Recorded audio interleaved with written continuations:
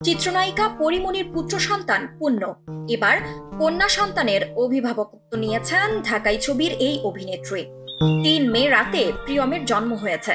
জন্মের ঘন্টা দুয়েক পর চিকিৎসকের হাত থেকে সরাসরি পরিমণির কোলে আসে বাচ্চাটি। একদিন পরই সন্তানকে বাসায় নিয়ে আসেন এই অভিনেত্রী। প্রিয়মকে নিজের কাছে নিয়ে আসেন পরি। তিনি বলছেন, এখন আমার এক ছেলে এক মেয়ে, পিঠাপিঠি 2টি সন্তান, 2 ভাই বোন তারা। মনেই হচ্ছে না ওকে আমি পেটে ধারণ করিনি। পুণ্যের মতো একই ফিলিংস ওকে ঘিরে। এখন থেকে আমার ঘরে সেভাবেই বড় হবে সে। কিভাবে, কোথা থেকে, কোন পরিস্থিতিতে কন্যা সন্তানের অভিভাবকত্ব নিলেন পরিমণি জানতে চাইলে বিস্তারিত বলতে চাননি এই অভিনেত্রী। জানান, সব প্রশ্নের ওপরে তার সন্তান, এটাই বড় কথা।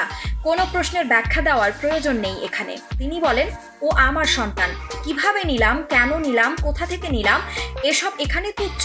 আমি এখন ওর মা, এটাই এখন তার বড় পরিচয়।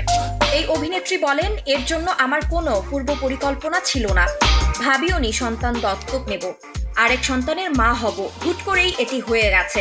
আমাকে সন্তানের দায়িত্ব নিতে হয়েছে। শোনেন, ওপরওয়ালা তো মানুষের ভাগ্যে কত কিছুই লিখে রাখেন যা আপনি খণ্ডাতে পারবেন না। ওপরওয়ালা আমার জন্য লিখে রেখেছিলেন আরেকটি সন্তানের মা হব। আমি হয়েছি। আমার এই সন্তান ওপরওয়ালার পবিত্র দান। ওপরওয়ালা তাকে আমার কাছে পাঠিয়েছেন। পরিমণি আরো বলেন, আমি খুবই আনন্দ চিত্তে খুশি মনে প্রিয়মকে গ্রহণ করেছি।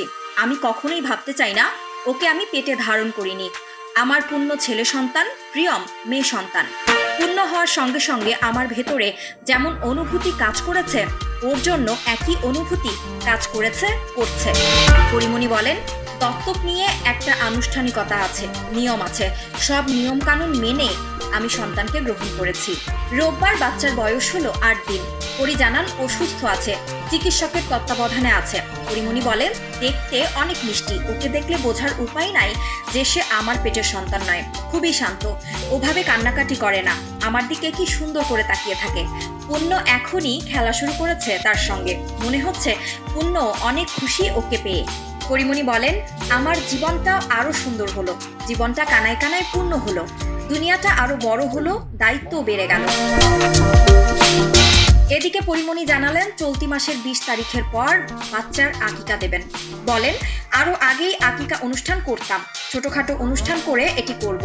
এর জন্য একটুও সময় লাগবে। সোমবার থেকে আমার রঙ্গিলা কিতাব ওয়েব সিরিজের শুটিং শুরু হবে খাগড়াছড়িতে। শুটিংয়ের ফাঁকে 3-4 দিনের বিরতি আছে। আশা করছি ওই সময়ে ঢাকায় ফিরে আকিকা অনুষ্ঠানটি করে ফেলবো।